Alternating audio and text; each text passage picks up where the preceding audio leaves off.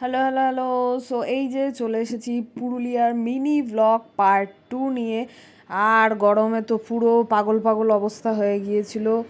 আমরা সেই বেরিয়েছি ভোর 3টে 3:30।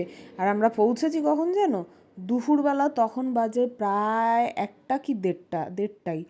তখন আমরা পৌঁছেছি, মানে প্রায় 10 ঘন্টারও বেশি জার্নি করে এই যে আমরা আমাদের ওয়েলকাম নেচার 4 রিসর্টে চলে এসেছি। আর রিসর্টটা সত্যি খুব সুন্দর ছিল। এটা ছিল সায়নের মামারই রিসর্ট। তো সত্যি খুব সুন্দর ছিল, আশেপাশের ভিউটাও দারুণ ছিল। আর এটা পুরো অযোধ্যা পাহাড়ের ওপরেই ছিল, যার জন্য আরও সুন্দর লাগছিল। তো এই যে হলো আমাদের রুমটাও খুব সুন্দর ছিল।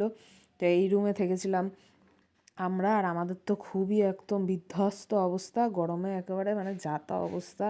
তারপর মোটামুটি একটু ফ্রেশ হয়ে নিয়ে আমরা খেতে বসে পড়েছিলাম। এই যে খাবার দাবার ছিল, খাবার দাবার শেষ করে যেমন তেমন করে হোক, মারা তো মাছ ঠাছ খায়, মাছ খেয়েছিল। বাট আমি তো মাছ খাই না, তাই ডিম টিম খেয়ে নিয়েছিলাম, অমলেট খেয়েছিলাম, আর ভেজ জাতীয় সব কিছু খেয়েছিলাম। তারপর যেমন তেমন করে একটু স্নান করে ঠোরে আমরা বেরিয়ে পড়েছিলাম আবার একটু সাইট সিন ঘুরতে। আর বাবা সায়নের তো বীভৎস এনার্জি। মানে এতক্ষণ গাড়ি চালিয়েও ওর যে কী করে এত এনার্জি থাকে আমি জানি না। ওর অভ্যাস আছে, কারণ ও বাইক টাইক নিয়ে অনেক রাইড ফাইড করে। বাপরে বাপ, আমি তো পুরো মাথা খারাপ হয়ে যায়। যাই হোক, তারপর আমরা নানান জায়গায় ঘুরেছিলাম সাইট সিন। এটা ছিল আপার ড্যাম। তো আমরা আপার ড্যাম, লোয়ার ড্যাম, তারপর মার্বেল লেক, এরকম আশেপাশে 3-4টে জায়গায় সেদিন ঘুরেছিলাম।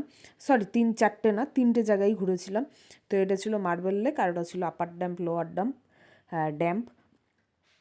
তো মার্বেল লেকের জায়গাটাও খুব সুন্দর ছিল। তো আমরা এরকম ঘোরাফেরা করে তারপর আমরা এখন যাচ্ছি রিসর্টের উদ্দেশ্যে। তারপর ওরে বাবা, আমি বলতে বলতেই হাঁপিয়ে যাচ্ছি। আর সেদিনের কথা আর চিন্তা করছি যে কী যে আমাদের একটা জার্নি হয়েছিল, মাথা খারাপ হওয়া জার্নি। তারপর আমি একটু জেঠুকে বললাম টাটা করে দাও, হাই করে দাও। তো হাই করে দিল, আর আমি 32 ফাটি দাঁত বার করে হাসলাম। আর এই যাচ্ছি, অন্ধকার হয়ে গেছে। আর ওখানে যেন একটু তাড়াতাড়ি অন্ধকার হয়ে যায়, 7টা 8টার সময় ওখানে সব ঘুমিয়ে পড়ে। আর দেখো রিসর্টটা কি সুন্দর লাগছে না? এরকম পুরো রিসর্টের সামনেটা এরকম লাইটিং দিয়ে সাজানো থাকে। তারপর রাত্রিবেলা ডিনার করে নিলাম, রুটি আর চিকেন খেয়েছিলাম রাত্রিবেলা। তো এইভাবেই কাটলো।